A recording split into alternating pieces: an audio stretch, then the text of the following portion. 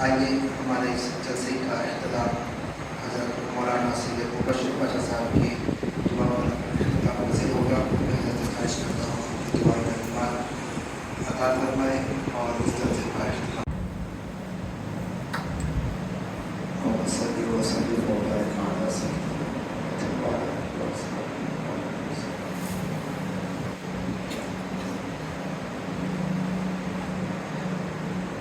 سید محمد عثمان پاشا قادری کی بھی کوشش نمبر الحمدللہ صاحب بلاد قادری کی بھی کوشش ہو رہی ہے. حضور دارالمین کا فیض ظاہر ساری فرمائے. نہیں میں لے رہا ہوں چھوڑو ایسا لا لو بیچ میں لا لو خان صاحب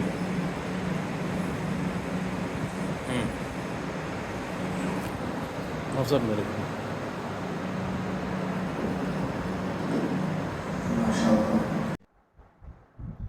شمع رسالت کے پروانوں بعد توحید کے متوالے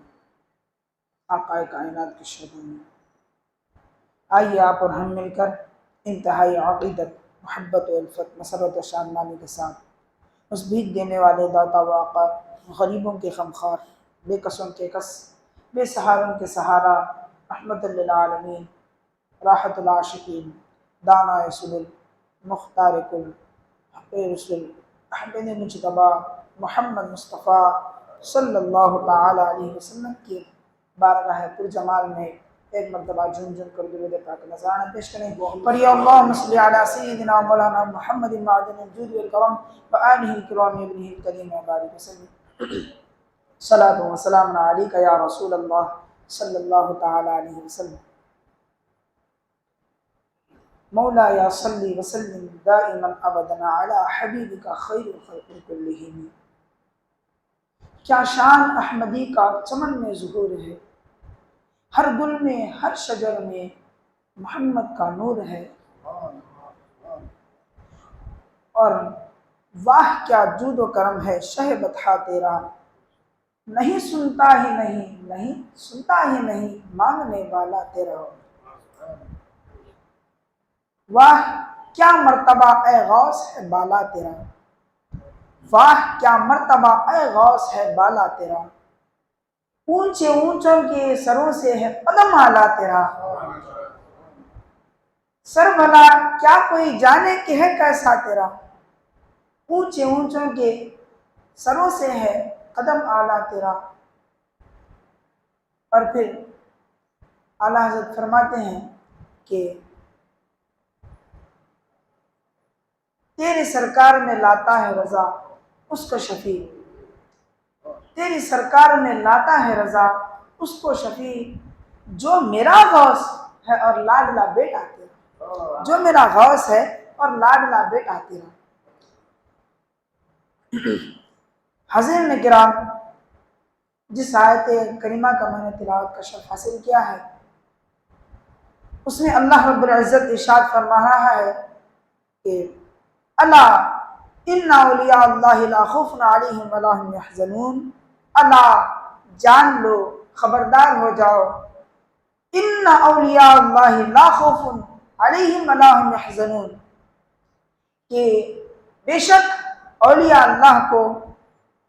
نہ کسی چیز کا خوف ہوتا ہے اور نہ کسی چیز کا غم ہوتا ہے.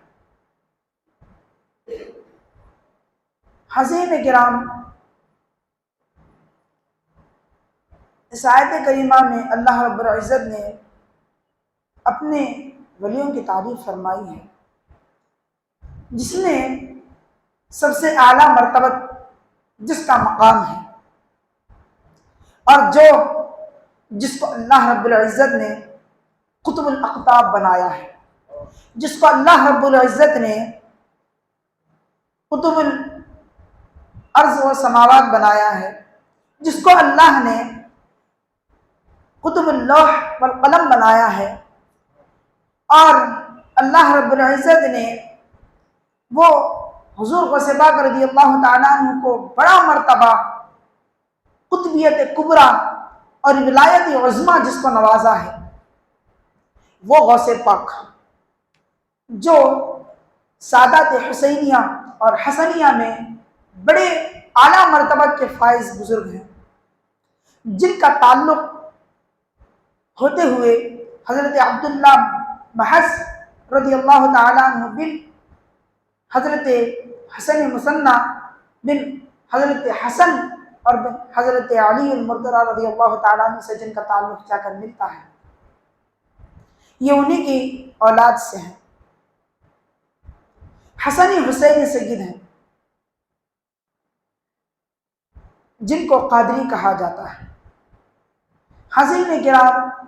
ان کا ولادت باسعادت، ان کی ولادت باسعادت 471 ہجری یعنی 471 ہجری میں آپ کی ولادت باسعادت ہوئی، یعنی آپ کی پیدائش ہوئی۔ کسی روایتوں میں 470 بھی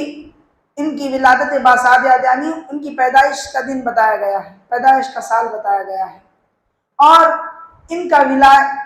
کا سال وصال سن 561 ہجری ہے۔ یہ ان کا سن وصال ہے حضور غوث پاک رضی اللہ تعالیٰ عنہ کا۔ سن 488 ہجری یعنی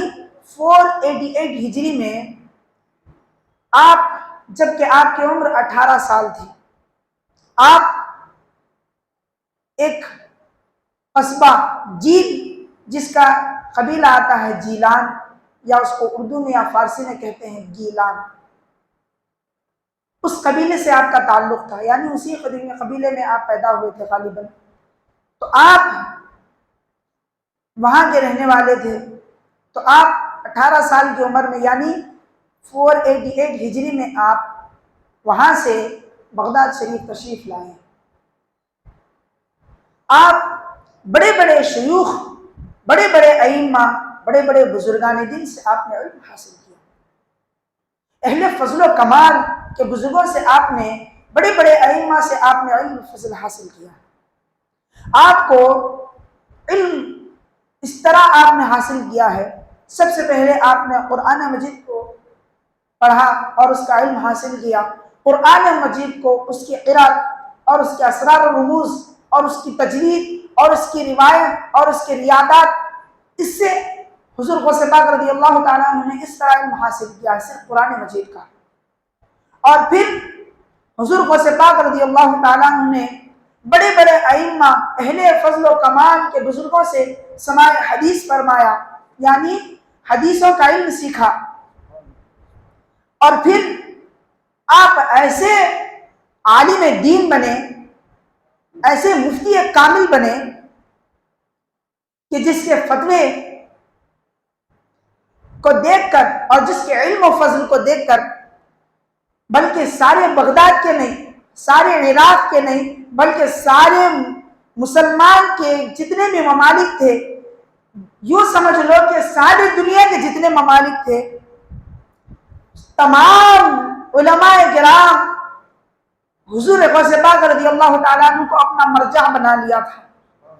اپنا مرجع یعنی جس کی طرف وہ لوگ رجوع کریں، جو بھی مسئلہ پیش آتا حضور غوث پاک رضی اللہ تعالیٰ عنہ کی طرف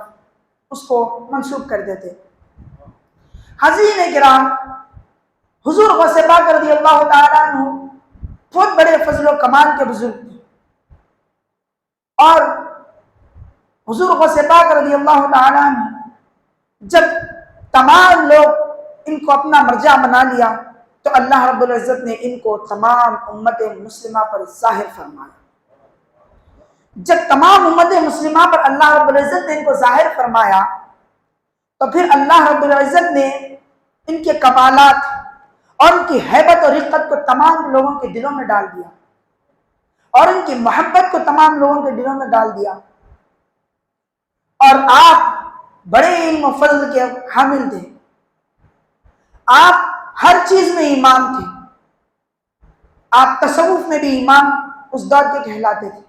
اور آپ کرامتوں میں بھی اس دور کے امام کہلاتے تھے، آپ علم و فضل میں بھی اس دور کے امام کہلاتے تھے، اور آپ ہر چیز میں اس دور کے امام کہلاتے تھے۔ اس دور کے بڑے شیخ جن کو شیخ علی بن ہیدی رضی اللہ تعالیٰ عنہ کے نام سے جانا جاتا ہے، وہ فرماتے ہیں کہ میں نے اپنے دور میں سب سے زیادہ اگر کسی کی کرامت دیکھی تو وہ حضور غوث پاک رضی اللہ تعالیٰ عنہ کی دیکھی۔ جب کوئی ان کے دربار میں آتا یہ سوچتا کہ اس وقت حضور غوث پاک رضی اللہ تعالیٰ عنہ کی اب کرامت ظاہر ہو جائے، فوراً اس کے سامنے ظاہر ہو جاتی۔ یہ کرامت حضور غوث پاک رضی اللہ تعالیٰ عنہ کی تھی، یعنی کسی کو مایوس نہیں کیا کرتے تھے، یہ نہیں کہ اپنی شان بتایا کرتے تھے بلکہ کسی کو مایوس نہیں کیا کرتے تھے۔ یہ حضور غوث پاک رضی اللہ تعالیٰ عنہ کی شان تھی۔ یہ علم و فضل میں بھی بڑے کمال کے بزرگ تھے۔ جب ایک مسئلہ ایسا آ گیا کہ مصر سے ایک فتویٰ حضور غوث پاک رضی اللہ تعالیٰ عنہ کے پاس بھیجا گیا، عجم سے ایک فتویٰ آیا، آنے کے بعد وہ فتویٰ یہ تھا کہ اس میں لکھا ہوا تھا کہ سادات کرام اور علماء دین کیا فرمائیں گے اس مسئلے کے بارے میں کہ ایک شخص نے اپنے بیوی سے قسم کھا لی ہے کہ اگر ایک وقت میں ایسی عبادت کرے کہ اس کی عبادت میں کوئی اس وقت میں شریک نہ ہو۔ بھائی آپ نماز لے لو، آپ یہاں نماز پڑھتے ہیں تو کیا آپ یہاں نماز پڑھ رہے تو کیا دوسرے کون سے بھی ممالک میں نماز نہیں ہو رہی؟ کیا دوسرے ممالک میں اگر نماز نہیں ہو رہی تو کوئی نفل نماز نہیں پڑھ رہا ہوگا؟ اگر آپ درود شریف پڑھ رہے ہیں تو کیا اس وقت میں کوئی درود شریف نہیں پڑھ رہا ہوگا؟ اگر آپ کسی چیز ایسے ہی ہر کام کر رہے ہیں، آپ روزہ رکھیں تو اس وقت کوئی روزہ نہیں رکھ رہا ہوگا، آپ خیرات دے رہے ہیں اس وقت میں کوئی خیرات نہیں دے رہا ہوگا۔ یہ آپ غور و فکر کریں کہ آپ ایک کام ایک ایسی عبادت کریں جس عبادت کو آپ کے علاوہ دنیا میں کون بھی نہیں کرنا، ایسا ہو سکتا؟ تو حضور غوث پاک رضی اللہ تعالیٰ عنہ کے پاس یہ مسئلہ آیا۔ آپ کی بڑی کرامت تھی کہ جب کبھی آپ کے پاس کوئی مسئلہ آتا تو ہچکچاتے نہیں تھے، نہ کوئی غور و فکر کرتے تھے، اس طرح ایسا چٹکیوں میں جواب دیا کرتے تھے کہ لوگوں کی سوچ میں بھی اس طرح کا جواب نہیں آتا تھا۔ آیا مسئلہ تو فوراً غور و فکر کے فرمایا جاؤ فوراً کعبۃ اللہ کو تمام لوگوں سے خالی کر دو اور وہ آدمی جو قسم کھایا ہے اس کو طواف کرا دو، کہ یہ ایسی عبادت ہے کہ ایک وقت میں اگر کوئی نہ ہو تو ایک وقت میں اگر ایک آدمی طواف کرے گا تو اس کے علاوہ کوئی طواف نہیں کر سکتا۔ یہ وہ ان کا علم و فضل تھا۔ یہ حضور غوث پاک رضی اللہ تعالیٰ عنہ کے علم و فضل تھے، بڑے علمی کمالات حضور غوث پاک رضی اللہ تعالیٰ عنہ کے تھے۔ اور حضور غوث پاک رضی اللہ تعالیٰ عنہ ایسے کرامات اور ایسی علم و فضل کی حامل تھے کہ جن کا مقابلہ کوئی نہیں کر سکتا تھا، جن کا مقابلہ کوئی نہیں کر سکتا تھا، کہ آپ دین خدمات بھی بہت زبردست طور پر کیا کرتے تھے اور آپ ریاضت و مجاہدہ بھی بڑے زور سے کیا کرتے تھے۔ ریاضت و مجاہدے میں آپ کا ہمسر کوئی نہیں تھا۔ ریاضت و مجاہدہ یعنی اللہ رب العزت کی عبادت و ریاضت میں جو آپ نے کیا ہے اس کا ہمسر کوئی نہیں۔ آپ خود فرماتے ہیں کہ میں جب 25 سال میں نے تمام دنیا کو ترک کر کے عراق کے جنگلوں میں گھومتا تھا، مجھے کسی چیز کا کسی آدمی کا تعلق مجھ سے کوئی نہیں تھا، نہ میں کسی کو جانتا تھا نہ کوئی مجھ کو جانتا تھا، نہ میں کسی کو جانتا تھا اور نہ مجھ کو کوئی جانتا تھا، اور مجھ سے رجال الغیب کی ملاقات ہوا کرتی تھی، مجھ سے فرشتوں کی ملاقات ہوا کرتی تھی، مجھ سے جنات کی ملاقات ہوا کرتی تھی۔ یہ سارے لوگ میرے پاس آ کر کے تعلیم لے کر جایا کرتے تھے، اللہ رب العزت کے دربار کے آداب سیکھ کر جایا کرتے تھے۔ میرے پاس اللہ کے آداب کون؟ رجال الغیب سیکھ کر جایا کرتے تھے۔ رجال الغیب وہ ہیں کہ جو ساری دنیا کو اللہ رب العزت نے جن کے ہاتھوں میں دے دیا ہے۔ ایک رجل الغیب ایک کام کرتا ہے، دوسرا رجل الغیب دوسرا کام کرتا ہے، تیسرا رجل الغیب تیسرا کام کرتا ہے۔ اللہ رب العزت نے سارے کاموں کو رجال الغیب کے ہاتھوں میں دے دیا ہے۔ وہ رجال الغیب میرے غوث پاک رضی اللہ تعالیٰ عنہ کے پاس آتے ہیں اور علم فضل حاصل کرتے ہیں۔ یہ حضور غوث پاک رضی اللہ تعالیٰ عنہ کی سیرت ہے۔ آپ کا حلیہ مبارک اس طرح تھا کہ آپ کا نحیف البدن تھا، یعنی آپ دبلے پتلے تھے، اور آپ کا قد جو ہے درمیانہ تھا، یعنی آپ نہ اونچے زیادہ تھے نہ قد کم زیادہ تھے، آپ کا درمیانہ قد تھا، اور آپ کا سینہ کشادہ تھا، یعنی چوڑا سینہ تھا آپ کا، اور آپ کا رنگ گندم کے کلر کا تھا، یعنی گیہوں کے کلر کا آپ کا رنگ تھا، اور آپ اس طرح اخلاص آپ کے اندر پایا جاتا تھا، اور اس طرح آپ کا جمال تھا۔ لوگ جلال کی بات کرتے ہیں، صرف حضور غوث پاک رضی اللہ تعالیٰ عنہ کا نام آئے تو صرف جلال کی بات کرتے ہیں، لیکن میں جمال کی بات کروں گا انشاءاللہ، کہ حضور غوث پاک رضی اللہ تعالیٰ عنہ کا جمال اس طرح تھا کہ اگر کسی پر نظر جمال پڑ جاتی تھی، نظر جمالی پڑ جاتی تھی، سخت سے سخت جلال اور سخت سے سخت غصہ والا فوراً اس کا غصہ ٹھنڈا ہو جاتا، فوراً وہ خوشی و خضوع کا حامل ہو جایا کرتا تھا، اور فوراً اس کا دل پگھل جایا کرتا تھا اور موم کی طرح ہو جایا کرتا تھا۔ یہ حضور غوث پاک رضی اللہ تعالیٰ عنہ کا جمال تھا۔ اور حضور غوث پاک رضی اللہ تعالیٰ عنہ کے اخلاق وہ تھے کہ آپ اتنے بڑے عالم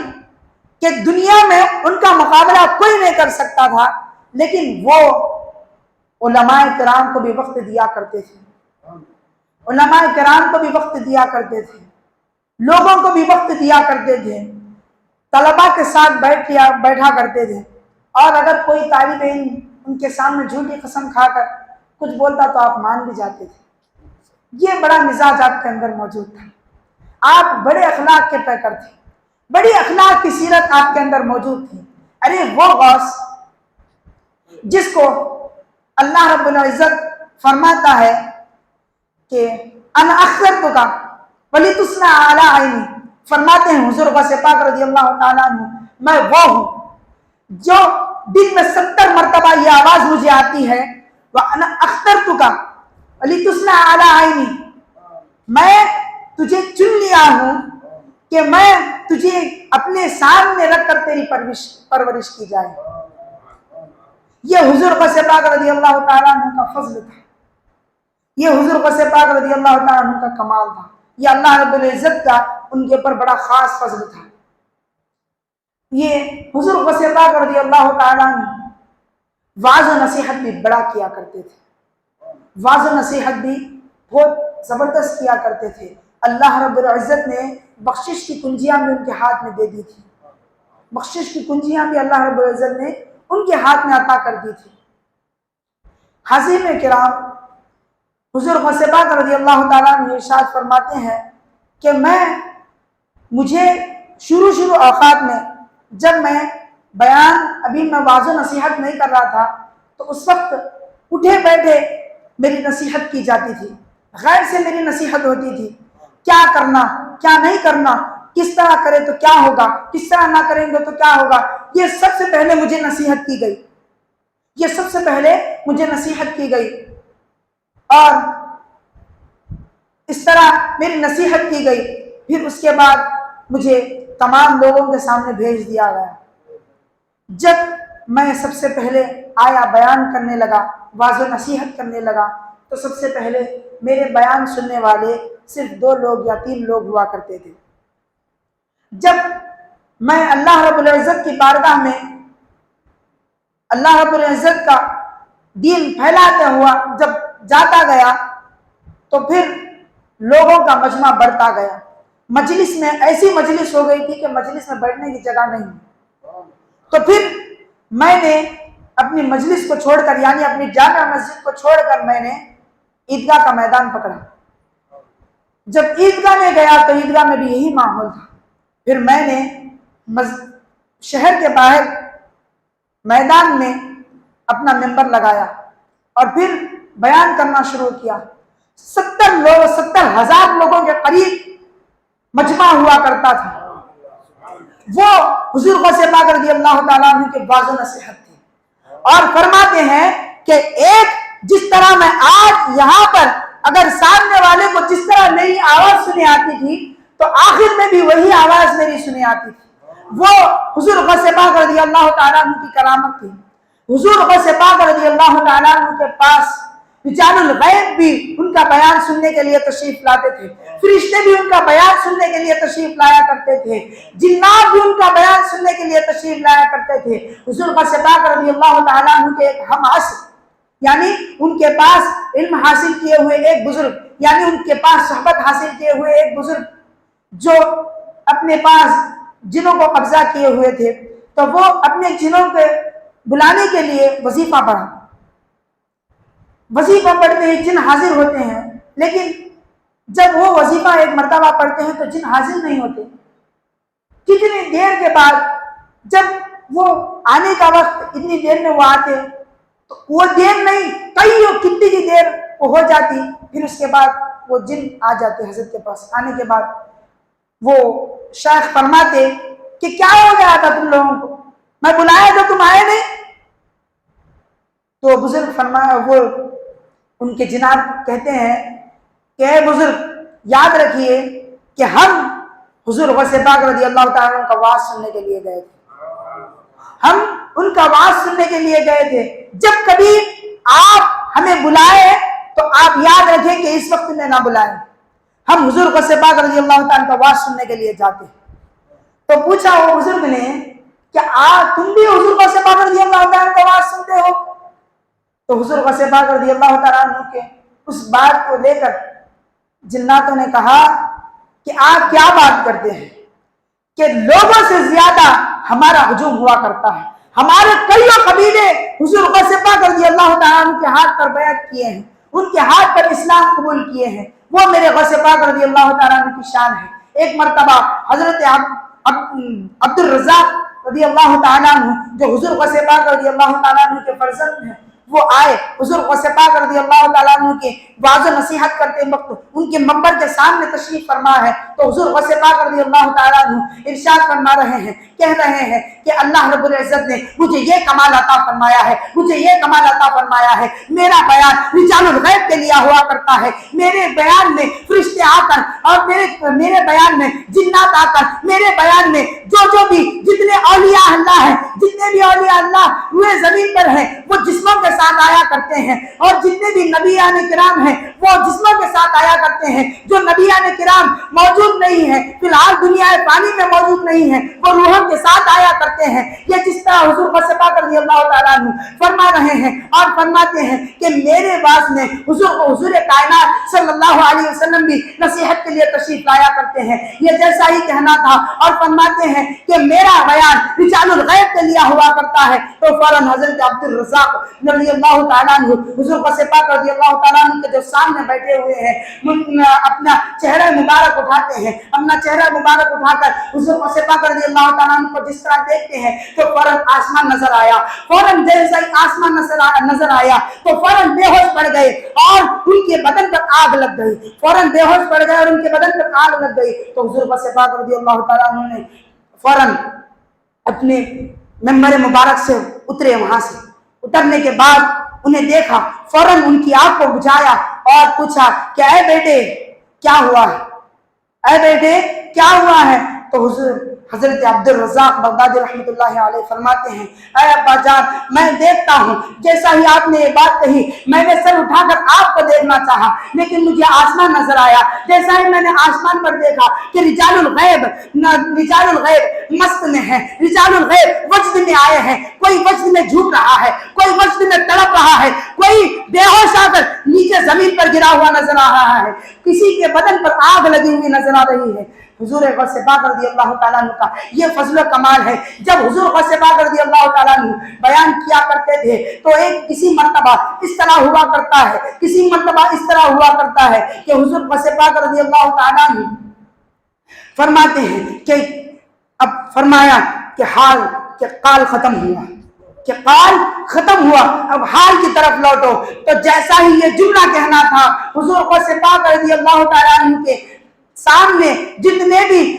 سامعین بیٹھے ہیں، جتنے بھی حاضرین بیٹھے ہیں، تمام لوگوں پر وجد طاری ہو جاتا ہے۔ وجد میں کوئی رونے لگتا ہے، کوئی رونے لگتا ہے، اور کوئی دنیا ازاری کرتا ہے، کوئی رب تعالیٰ سے اپنی معذرت خواہی کرتا ہے، کوئی توبہ کرتا ہے، کوئی استغفار میں لگ جاتا ہے، کوئی پھاڑ پھوڑ کے جنگلوں کی طرف اپنا رخ کیا کرتا ہے، لیکن کوئی کسی کے وجد کے اعتبار سے، کسی کے وجد کے وجہ سے کسی کے جنازے میں نکل جایا کرتے تھے، کسی کے جنازے میں نکل جایا کرتے تھے۔ وہ حضور غوث پاک رضی اللہ تعالیٰ عنہ کی باز و نصیحت کا کمال تھا، وہ حضور غوث پاک رضی اللہ تعالیٰ عنہ کی باز و نصیحت کا کمال تھا۔ اگر آپ ان کی ریاضت و مجاہدے کی طرف آئے تو فرماتے ہیں کہ میں نے 40 سال عشاء کے وضو سے فجر کی نماز پڑھی ہے۔ حاضرین کرام، یہ آپ ذرا غور و فکر کریں گے تو آپ کو معلوم ہوگا کہ 40 سال کس کو کہتے ہیں؟ 40 سال کسے کہتے ہیں؟ 14,600 دن، 14,600 دن آپ نے عشاء کے وضو سے فجر کی نماز ادا کی۔ اور میں قرآن مجید اس طرح پڑھا کرتا تھا، حضور فرماتے ہیں کہ میں قرآن مجید اس طرح پڑھا کرتا تھا کہ میں جیسا ہی رات ہوا کرتی ہے تو میں ایک پاؤں پر کھڑا ہو جاتا ہوں، ایک پیر پہ کھڑا ہو جاتا ہوں، اور دیوار کی جو میخ ہے اس کو ہاتھ پکڑ لیتا ہوں، دیوار کی جو میخ ہے میں اس کو ہاتھ پکڑتا ہوں اور ایک پیر پہ کھڑا ہو جاتا ہوں۔ جیسا ہی میں اس طرح کھڑا ہوتا ہوں، پڑھتے پڑھتے یہاں تک صبح ہو جاتی ہے، میرے قرآن یہاں پر ختم ہوتی ہے۔ اور کبھی 3 دن یا 40 دن تک ایسا ہوا ہے کہ میں کبھی کھایا بھی نہیں، اس لیے مجھے سونے کی بھی نوبت نہیں آیا کرتی تھی، یہ حضور غوث پاک رضی اللہ تعالیٰ عنہ کا ریاضت و مجاہدہ تھا۔ اور میں نے برج بغداد میں 15 سال تک میں عبادت کرتا رہا، 15 سال تک میں برج بغداد میں عبادت کرتا رہا، اور میں وہاں پر قسم کھا لی تھی کہ غیر سے جب تک کھانا نہ آئے گا میں نہیں کھاؤں گا، غیر سے جب تک کھانا نہیں آئے گا میں نہیں کھاؤں گا، اور میں نے قسم کو بھی توڑا نہیں۔ 15 سال غیر سے کھانا نہیں آیا اور میرے غوث پاک نے کھایا نہیں، 15 سال۔ آج ایک دن اگر کوئی روزہ رکھ لے، دھوپ کا موسم آ جائے تو حالت کی بے حالت اس کی نظر آتی ہے۔ 15 سال اگر کوئی کھانا نہ کھائے تو اس کی حالت کیا ہوگی، اس کی حالت کا عالم کیا ہوگا؟ حاضرین کرام، وہ میرے جب غوث پاک رضی اللہ تعالیٰ برج بغداد میں بیٹھ کر عبادت کر رہے تھے، وہ برج کا نام ہی برج اعظمی رکھ دیا گیا، میرے غوث پاک کے نام سے اس برج کا نام رکھ دیا گیا۔ اور پھر حضور غوث پاک رضی اللہ تعالیٰ عنہ فرماتے ہیں کہ میں جنگل میں سفر کر رہا تھا، یعنی میں ریاضت و مجاہدہ کر رہا تھا، تو ایک شخص میرے پاس آیا، آ کر کہنے لگا میں آپ کا مطیع و فرما بردار بنوں گا، لیکن اس شرط پر کہ میں آپ کی اطاعت و فرما برداری کروں گا۔ آنے کے بعد وہ شخص مجھے ایک جگہ بٹھا دیا، بٹھانے کے بعد وہ وعدہ لے کر مجھ سے چلا گیا۔ میں وہیں پر 1 سال بیٹھا رہا، وہ شخص نہیں آیا۔ 1 سال کے بعد وہ شخص آتا ہے، پھر مجھے بٹھاتا ہے، پھر دوسری طرف چلا جاتا ہے، پھر دوسری سال آیا، بٹھا دیا، پھر چلا گیا۔ میں 3 سال ایسا ہی بیٹھا رہا، اور تیسری بار جب آیا وہ آدمی تو نان اور دودھ لے کر میرے سامنے آیا اور کہنے لگا کہ اللہ رب العزت کا حکم ہے کہ آپ کھا لیجیے، آپ بھی میں کھائیں، یہ اللہ رب العزت کا حکم ہے۔ تو وہ دونوں مل کر کھائے، اور کھانے کے بعد وہ شخص بولا کہ میں خضر ہوں، یعنی حضرت خضر علیہ السلام یہ وہ بزرگ ہیں جو آب حیات کیے تھے، وہ پہلے کے نبیوں کے امتی ہیں، شاید وہ یا یہودی ہیں یا نصرانی ہیں، تو وہ بزرگ آب حیات کیے تھے، اور وہ بزرگ کی زندگی قیامت تک ہوگی،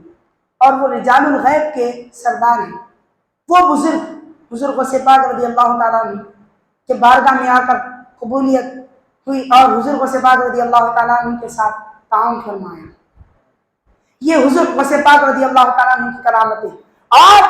فرمایا، پوچھا گیا حضور غوث پاک رضی اللہ تعالیٰ عنہ سے، جب فرمایا حضور غوث پاک رضی اللہ تعالیٰ عنہ نے اس چیز کا ذکر، تو پوچھا کہ آپ نے اتنے دن تک آپ ایک ہی جگہ بیٹھے رہے لیکن کھایا کیا؟ تو فوراً کہنا تھا کہ میں جیسا ہی سوچتا زمین سے ایک پھل نکل جاتا تو میں کھا لیتا۔ وہ حضور غوث پاک رضی اللہ تعالیٰ عنہ کی کرامت ہے، یہ حضور غوث پاک رضی اللہ تعالیٰ عنہ کا فضل ہے۔ اور حضور غوث پاک رضی اللہ تعالیٰ عنہ فرماتے ہیں کہ لوگوں، میں عام لوگوں میں سے نہیں۔ جب حضور غوث پاک رضی اللہ تعالیٰ عنہ کا قریب الوصال وقت آیا تو حضور غوث پاک رضی اللہ تعالیٰ عنہ فرمانے لگے کہ لوگوں، میں عام مخلوق کی طرح نہیں ہوں، کسی کو مجھ سے اور مجھ سے کسی کو تشبیہ نہ دینا، میں ساری مخلوق میں الگ پیدا کیا گیا ہوں، ساری مخلوق میں الگ پیدا کیا گیا ہوں، مجھے معمولی نہ سمجھنا، مجھے معمولی نہ سمجھنا، میں الگ سے الگ پیدا کیا گیا ہوں۔ اور فرماتے ہیں کہ اللہ رب العزت فرماتا ہے وَأَعْلَمُ مَا لَا تَعْلَمُونَ، جو میں جانتا ہوں تم نہیں جانتے، اور میں ان میں سے ہوں جو اللہ جانتا ہے، میں ان میں سے ہوں جو مجھے اللہ جانتا ہے، مجھے اللہ کے سوا کوئی نہیں جانتا، وہ میرے غوث پاک ہے۔ میں اللہ کے سوا مجھے کوئی نہیں جانتا، میں ان میں سے ہوں جو اللہ جانتا ہے۔ اور مجھے دن میں 70 مرتبہ یہ آواز آتی ہے کہ انا اخترتک ولتصنع علی عینی، کہ میں نے تجھے چن لیا ہے، میں نے اپنے آنکھوں کے سامنے تجھے اپنے پرورش کرنا چاہتا ہوں۔ یہ مجھے آواز آتی ہے اور مجھے اللہ رب العزت کی طرف سے ندا آتی ہے کہ اے عبد القادر، اس حق کی قسم کہ جو حق تیرے اوپر میرا ہے، میرا حق جو تجھ پر ہے، اس کی قسم کچھ بول دے کے میں سننا چاہتا ہوں، کچھ بول دے کے سنا جائے۔ کبھی کہتا ہے، حاضرین کرام، میرے غور سے اللہ رب العزت کی محبت دیکھیں کہ اللہ کبھی کہتا ہے، ندا کرنے والا کرتا ہے کہ اے عبد القادر، تجھے اس حق کی قسم جو میرا تجھ پر ہے، کچھ کھا لے، کچھ پی لے کہ میں دیکھوں، کچھ پہن لے کہ میں دیکھا۔ حاضرین کرام، یہ حضور غوث پاک رضی اللہ تعالیٰ عنہ کا علم فضل، یہ حضور غوث پاک رضی اللہ تعالیٰ عنہ پر اللہ رب العزت کا فضل تھا، یہ حضور غوث پاک رضی اللہ تعالیٰ عنہ کی شخصیت تھی۔ حضور غوث پاک رضی اللہ تعالیٰ عنہ فرماتے ہیں کہ میرا قدم تمام اولیاء کی گردنوں پر ہے، ساری بخشش کی کنجیاں اللہ رب العزت نے میرے ہاتھ میں دے دی ہے، اور تمہیں میں جو کہا ہے وہ تمہیں ماننا ہوگا۔ میں اسی وقت کہتا ہوں جب کہ مجھے اللہ رب العزت کی طرف سے حکم ہوتا ہے، میں اسی وقت چلتا پھرتا ہوں، میں اسی وقت ہر کام کرتا ہوں جب کہ مجھے اللہ رب العزت کی طرف سے حکم ہوتا ہے۔ اللہ رب العزت کی طرف سے جب تک حکم نہیں ہوتا میں کوئی کام نہیں کرتا۔ جو کوئی میری بات کو تکذیب قرار دیتا ہے اس کے لیے وہ زہر قاتل ہے۔ وہ حضور غوث پاک رضی اللہ تعالیٰ عنہ کا فضل ہے، یہ حضور غوث پاک رضی اللہ تعالیٰ عنہ کا کمال ہے۔ حاضرین کرام، یہ حضور غوث پاک ہے کہ اندھوں کو حضور غوث پاک سمجھنے نہیں آتے، یہ حضور غوث پاک رضی اللہ تعالیٰ عنہ سمجھنے نہیں آتے۔ یہ قطب ربانی ہے، یہ قطب ربانی ہے، یہ محبوب لاسانی ہے۔ حاضرین کرام، میں آپ کے سامنے ایک جملہ کہتا ہوں کہ عربی میں ایک لفظ مستعمل ہے کہ سبحان الذی اسرا، یہ بھی آپ نے سنا ہے۔ تو سبحان یہ اس وقت کہا جاتا ہے عربی میں کہ جب بندہ اگر تعجب ہو، سبحان، اس طرح کے الفاظ ہوتے ہیں۔ جب بندہ تعجب میں پڑتا ہے تو کہتا ہے سبحان اللہ، سبحان اللہ، اس طرح کہتا ہے، تعجب کے وقت کہتا ہے۔ تو میرے حضور غوث پاک رضی اللہ تعالیٰ عنہ کو اللہ رب العزت نے محبوب بنایا، قطبیت کبریٰ اللہ رب العزت نے عطا فرمایا، ولایت عظمیٰ عطا فرمایا، لیکن اس کے باوجود اللہ رب العزت نے ولیوں کا شہنشاہ بنایا، ولیوں کا تاجدار بنایا، اس کے ساتھ ساتھ اللہ رب العزت نے محبوب بنایا۔ ان کے الآباد میں محبوب سبحانی ہے، جو کہ کوئی محبوب باری ہے تو کوئی محبوب الہی ہے تو محبوب کوئی ربانی ہے، لیکن میرا غوث محبوب سبحانی ہے، یعنی وہ غوث جو ہے، یعنی ایسا محبوب کہ جس غوث کو کوئی سمجھ نہیں سکتا، یعنی ایسا غوث کہ جس کو کوئی سمجھ ہی نہیں سکتا، وہ غوث میرا غوث اعظم ہے، وہ غوث میرا غوث اعظم ہے جس کو کوئی سمجھتا نہیں۔ اسی لیے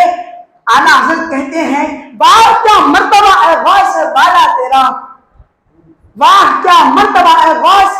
بالا تیرا، اونچے اونچوں کے سروں سے ہے قدم اعلیٰ تیرا، سر بلا کیا کوئی جانے کہ کیسا تیرا، اور بھی امبلتے ہیں آنکھیں وہ ہے تلوا تیرا، کیا دبے کس پہ حمایت پہ پنجا تیرا، شیر کو خطرے میں لاتا نہیں کتا تیرا، شیر کو خطرے میں لاتا نہیں کتا تیرا، تیری دربار میں لاتا ہے رضا اس کو شفیع، تیری سرکار میں لاتا ہے رضا اس کو شفیع، جو میرا غوث ہے اور لاڈلا بیٹا تیرا، جو میرا غوث ہے اور لاڈلا بیٹا تیرا۔ حاضرین کرام، اللہ رب العزت سے دعا ہے کہ اللہ رب العزت ہم تمام کو حضور غوث پاک رضی اللہ تعالیٰ عنہ کی سیرت کا ہمیں اچھی طرح سے مطالعہ کرنے کا ہمیں